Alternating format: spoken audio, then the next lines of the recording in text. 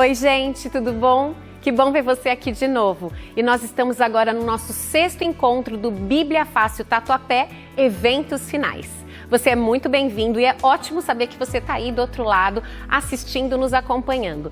Por isso eu já te peço, dá o seu like agora, se inscreve no nosso canal, aciona o sininho que você vai ficar sabendo todas as atividades do nosso canal, vai chegar uma notificação aí para você. A gente não tem só o Bíblia Fácil, tem outras programações especiais que estão sendo feitas para você e sua família. Bom, eu quero agradecer quem tem compartilhado os vídeos, porque tem gente de muito lugar assistindo a gente e que está sendo sensacional. Eu quero também te lembrar que você pode deixar os seus comentários, alguma questão, alguma dúvida que ficou, que a gente lê e estaremos respondendo para você. O tema de hoje fala sobre as 7 igrejas do Apocalipse. Você sabia que no livro de Apocalipse fala de 7 igrejas? Pois é. Essas igrejas existiram de fato, mas elas profeticamente também retratam tempos que nós vivemos, que a igreja cristã viveu desde a época de Jesus até os dias de hoje. E uma dessas igrejas retrata exatamente o nosso momento atual. Tema muito importante, né? Você quer ficar sabendo? Então, vem com a gente. Fique agora com Bíblia Fácil, com Amós e Paulinho.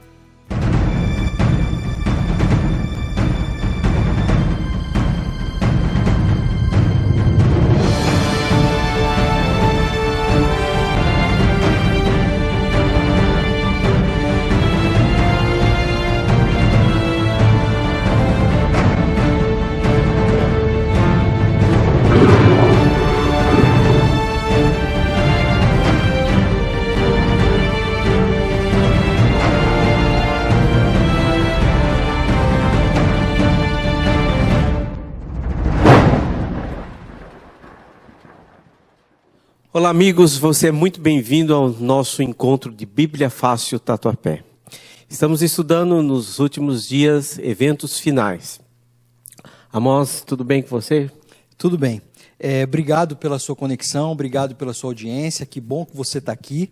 Nosso 6º encontro dessa série e esse é o momento aqui de estudar a Palavra de Deus e você é muito bem-vindo.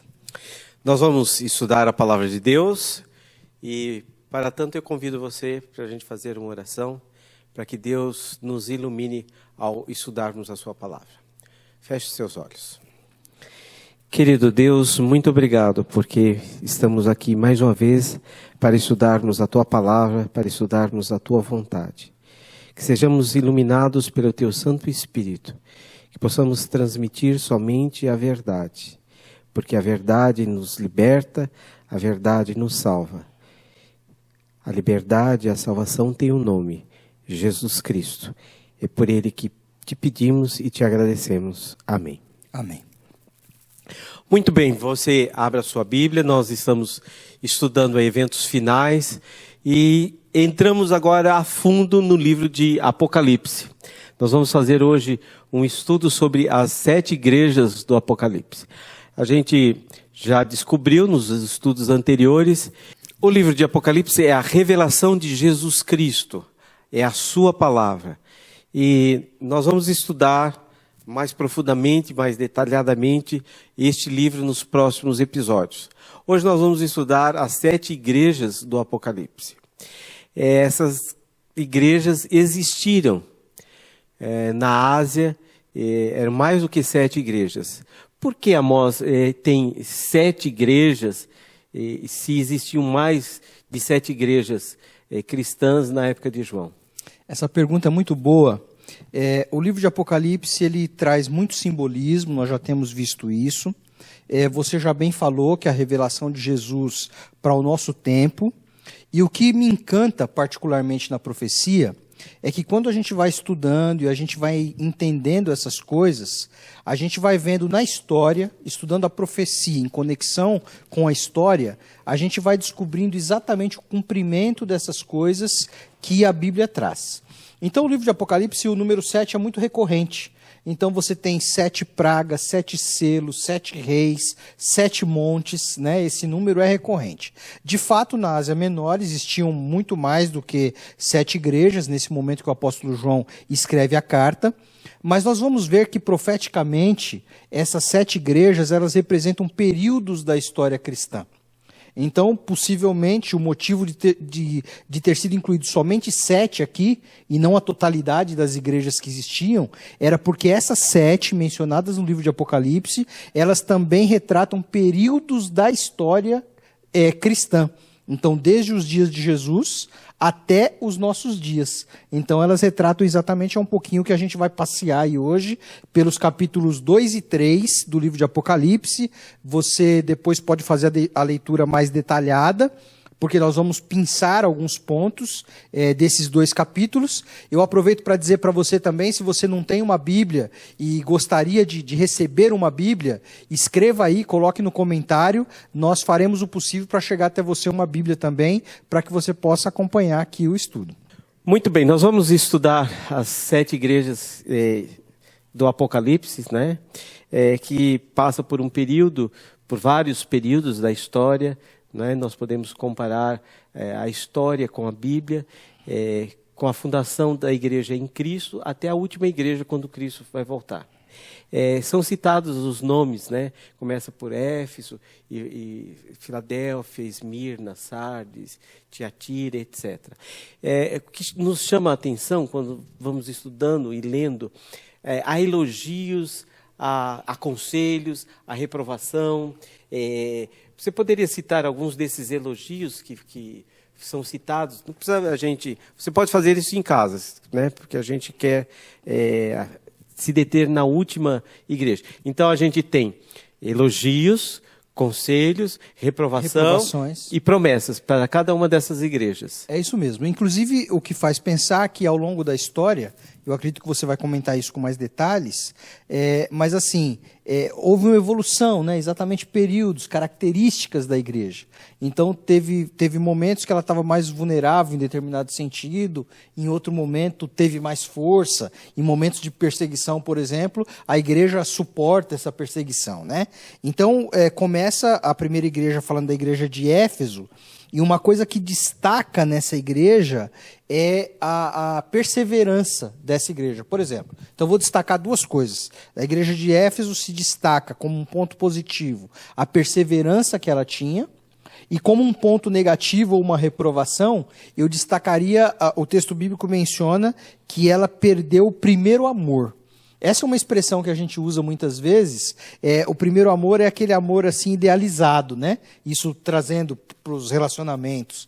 E muitas vezes os cristãos, ao se converterem, ao abraçarem a fé, a começarem a fazer parte de uma comunidade cristã, eles trazem assim esse sentimento de primeiro amor, que pode se confundir também com uma paixão, que é uma coisa mais intensa, né? E ao longo da vida cristã, muitas vezes esse sentimento ele é perdido.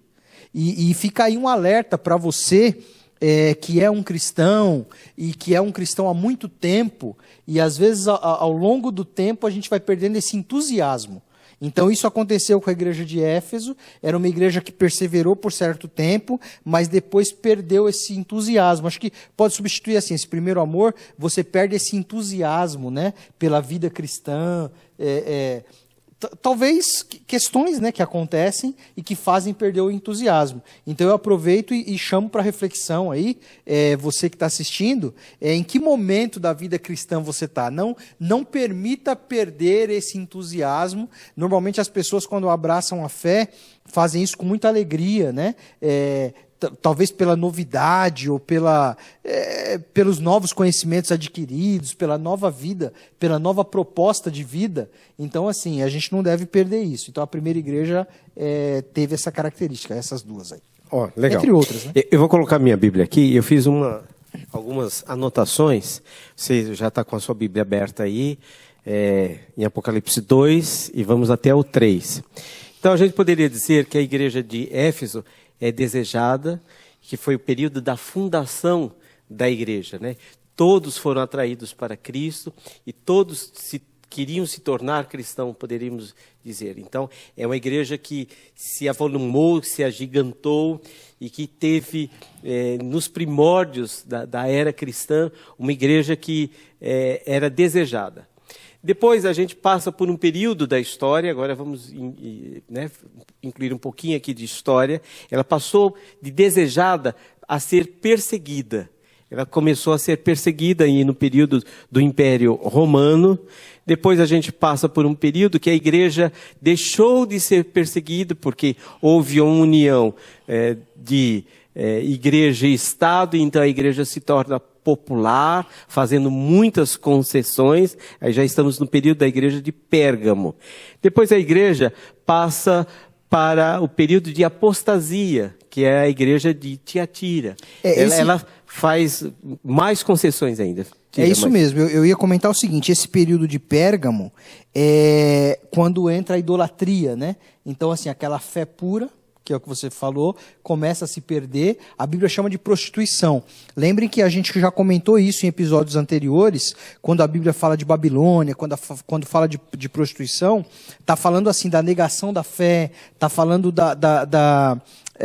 a idolatria que entra, a falta de pureza, heresias, a doutrina deturpada. Então a igreja começa a passar por um período assim, né? Ela começa a sofrer ataques e influências de doutrinas não cristãs ou não puras. Ou não bíblicas, né? Não bíblicas. Acho que seria a melhor definição, na verdade. Né? Depois a gente entra no período assim, mais longo da história da igreja cristã, que é o período da igreja de Tiatira, que é o período que vai de 538 depois de Cristo até 1517. É o mais longo período de história da igreja cristã.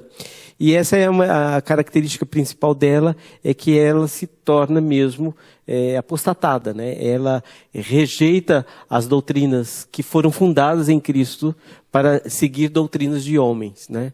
Então ela se aprofunda nesse caminho que começou lá na igreja de Pérgamo.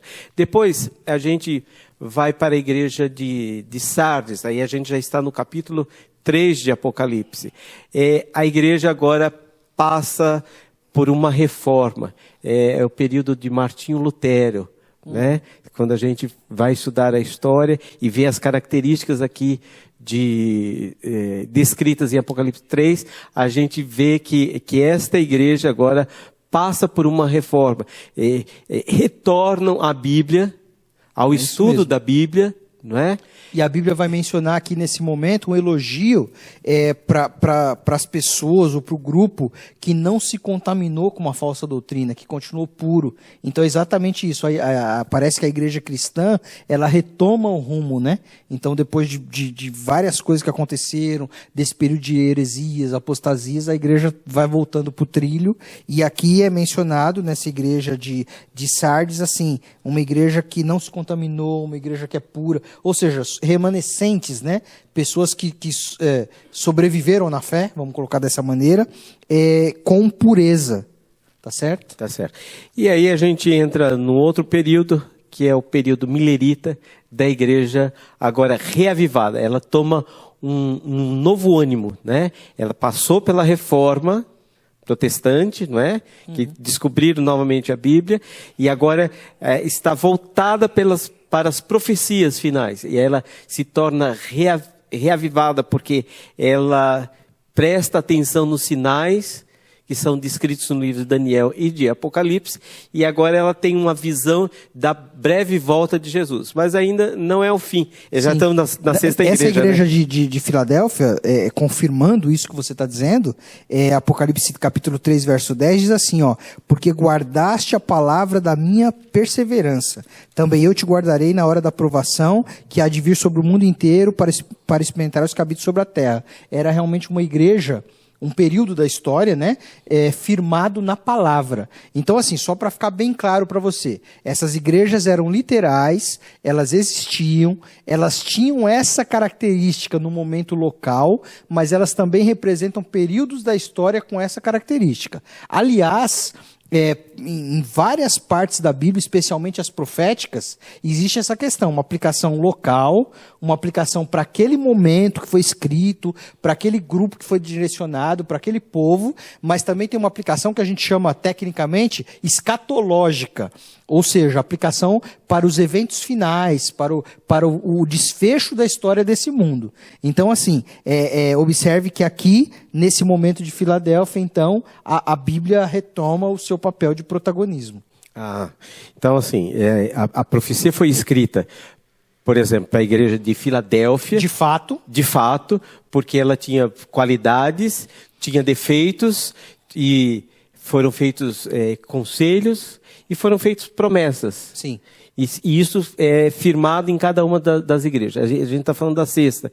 E a última igreja, que é a sétima igreja, que é a Laodiceia, a gente vai estudar um pouquinho com mais detalhes, né? A gente Sim. vai... agora já estamos no capítulo 3, nos versos 14 em diante. Eu diria que a igreja de Laodiceia, se eu pudesse defini-la, eu definiria como uma igreja autossuficiente. Sim. Você concorda comigo? Eu concordo. Os historiadores, os estudiosos, eles dizem que localmente aqui a igreja de Laodiceia, ou a cidade de Laodiceia, era uma cidade rica, que era autossuficiente. E que ela se orgulhava exatamente dessas características, da riqueza, da autossuficiência.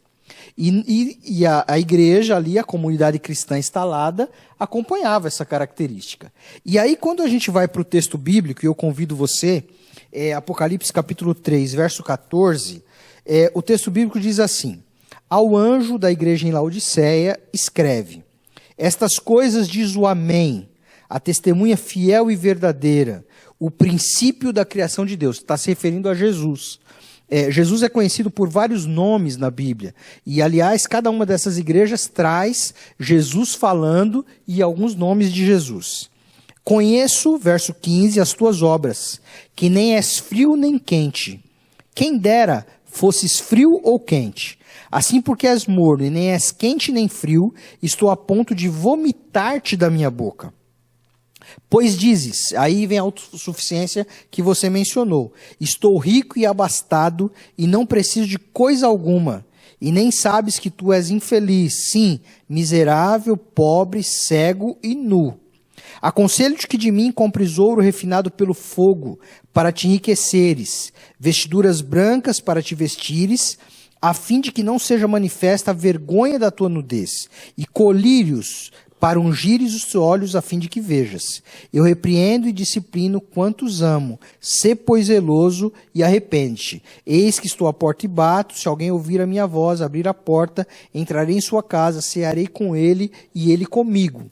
Ao vencedor, dar-lhe-ei sentar-se comigo no meu trono, assim como também eu venci e me sentei com meu Pai no seu trono. E aí, quem tem ouvidos, ouça o que o Espírito diz às igrejas. Eu li o texto todo aí, a gente pode ir trabalhando ponto por ponto. Pode concluir pela história e pelo estudo da Bíblia que esse período começou em 1844, não é isso? Isso mesmo. E diferentemente das outras igrejas, não tem elogio nenhum para ela, só crítica. Você mencionou aí 1844, se você que assiste aí está pegando esse episódio, você vai lá na playlist, pegue os episódios anteriores, porque você não vai entender muito essa história de 1844. Nós estamos vivendo num tempo, e eu vou rapidinho passar por isso, nós estamos vivendo num tempo que a Bíblia chama de tempo do fim. Esse tempo do fim, ele começa exatamente por volta de 1800, então nós estamos aí há 200 anos vivendo esse tempo do fim. Não há profecia além desse tempo. Então observe que não há uma oitava igreja, não há uma outra característica além do tempo dessa igreja autossuficiente e morna. Então estamos vivendo esse período da sétima igreja, a última igreja antes da volta de Cristo. Exatamente. E quando a gente olha para o mundo cristão, porque aqui é um cenário do mundo cristão, é exatamente isso que está retratado. É uma autossuficiência no sentido assim, não preciso. Então, o texto bíblico diz que essa, de maneira assim, vendo o futuro, o texto bíblico diz que essa igreja, essa comunidade cristã, esse tempo, as pessoas dizem assim, estou rico, abastado, não tenho falta de nada. Só que aí o texto bíblico, ao mesmo tempo, ele é duro, dizendo assim, você não sabe que, na verdade, você é infeliz, você é cego, você é nu. É muito ao contrário do que você imagina. Então, assim, é uma aparência. E eu me lembro agora, quando eu falo de aparência, me lembro de um texto de Timóteo, quando a Bíblia diz que nos últimos dias da história desse mundo, as pessoas teriam aparência de piedade, mas negando a eficácia da piedade, ou seja, não viveriam essa realidade. Então a gente está falando de uma comunidade cristã que precede a volta de Jesus, que vive um pouco da aparência, vive da soberba, vive na superficialidade da fé, na verdade. Já que não alerta para nós. Né? Já que não tem elogio, tem crítica, mas tem aqui conselho. Sim. Que conselho João, ou Jesus, através de João, nos dá, já que estamos vivendo nesse último período da igreja cristã? É muito interessante, porque assim, se você observa o texto bíblico, você que está aí assistindo, se você se detiver um pouquinho, pegar sua Bíblia, seu aplicativo, você vai observar que a Bíblia aponta alguns defeitos. E para cada defeito desse, vem a promessa de suprir essa necessidade ou essa falta. Então você vem aqui, diz o seguinte, olha, é uma igreja morna, tá certo? Aí diz assim, ó, que diz que não precisa de nada. E aí, na verdade, vem assim, aconselho que de mim se compre ouro refinado. Aí vem a riqueza. Vestiduras brancas para vestires, uma simbologia, né? A fim de que não mostre a sua nudez. Colírios para ungir os seus olhos para que você veja. Então, assim, é uma igreja que falou lá que é miserável, falta roupa. Então, pega de mim veste branca. Quando a gente vai e a gente entende a simbologia, quem nos veste com sua justiça? Jesus nos veste com sua justiça. Jesus nos declara justos, né? Então aqui, bom, essa igreja, esse tempo, essa comunidade, ela fala assim, olha, eu tenho tudo, mas não tem roupa, de fato. E Deus fala assim, não, se cobre com a veste branca de Jesus. Olha, eu sei tudo, eu enxergo tudo. Não, você não sabe que na verdade você é cego. Então eu te ofereço colírio para que você de fato enxergue, né? E aí assim, as vestes brancas e o ouro refinado. Muitas vezes o processo de refinamento na Bíblia, ele também é mencionado como alguma coisa que purifica. Então tem a figura assim do ouro, o metal. Ele é bruto ali, ele tem impurezas, e à medida que ele vai sendo submetido ao fogo, à medida que ele vai sendo submetido a essa provação, então ele vai aumentando o grau de pureza dele, que são os quilates, né, quando a gente fala do ouro. O grau de pureza vai aumentando na mesma medida que ele vai sofrendo as intempéries, ou vai sofrendo a ação do fogo. Então aqui o texto bíblico diz assim, ó, na verdade, eu aconselho que você compre de mim um ouro refinado, de verdade, para que você de fato seja rico. Veja que no verso 19, né, completando o que você falou, repreendo e disciplino aqueles que eu amo, complementando isso. Mas o conselho ainda persiste, que diz, por isso seja diligente e arrepende-se. Né? Então, juntando o que já estudamos anteriormente, com o que estamos estudando hoje, o arrependimento que é proclamado lá pelo primeiro anjo, né? Arrepende-te. Sim. Agora é repetido aqui para a igreja de Laodiceia, para a igreja dos últimos dias da era cristã. É feita uma promessa. Para todas as igrejas, eu até grifei aqui, para todas as igrejas há uma promessa. A igreja de Éfeso diz assim, ao vencedor darei o direito de comer da árvore da vida. A igreja de Esmirna, o vencedor de modo algum sofrerá a segunda morte. A de Pérgamo diz, ao vencedor darei do maná escondido. E assim a gente vai, você pode estudar aí em casa. Que promessa é feita à igreja de Laodiceia? Embora seja uma igreja com muitos defeitos, a promessa para ela é muito bonita. E isso, na verdade, fala da sublimidade do evangelho. Que o evangelho, Jesus proclamava isso, né? Que os sãos não precisam de médicos, mas sim os doentes. Então o evangelho vem para quem está doente espiritualmente. Antes de mencionar a promessa, você só me permita dizer o seguinte, uma característica que salta aos olhos dessa igreja de Laodiceia e do nosso tempo é a mornidão. Então assim, é dura a mensagem de Deus para essa igreja, dizendo assim, ó, seria melhor que fosse frio ou quente. E a gente entende que, obviamente, alguma coisa que é fria, ela pode se esquentar, que está nesse contexto. Mas, na verdade, porque você é morto, eu estou a ponto, assim, de te vomitar. E é terrível, né, essa sentença de Deus a ponto de vomitar a igreja. Eu me lembro que, uma ocasião, eu fui falar sobre esse tema, E quando eu me deparei com isso, dizendo que você é morno, está a ponto de vomitar, eu resolvi fazer um laboratório e eu esquentei a água um pouquinho lá, deixei morna e bebi essa água, porque na verdade eu queria sentir que reação provocava, e provoca ânsia de vômito de fato, né? E apesar desses defeitos terríveis dessa igreja, vem o conselho seguinte: Jesus batendo, né? Verso 20, eu estou à porta e bato. Se alguém ouvir a voz e abrir a porta, entrarei na sua casa, cearei com ele e ele comigo. E aí, ao vencedor, dar-lhe-ei sentar-se comigo no meu trono, assim como eu venci e me sentei com meu Pai no seu trono.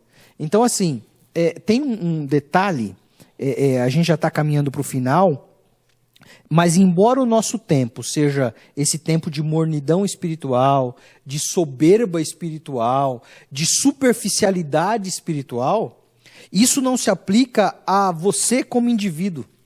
Isso é bonito da gente saber disso. Isso não se aplica a mim como indivíduo, não se aplica a você como indivíduo.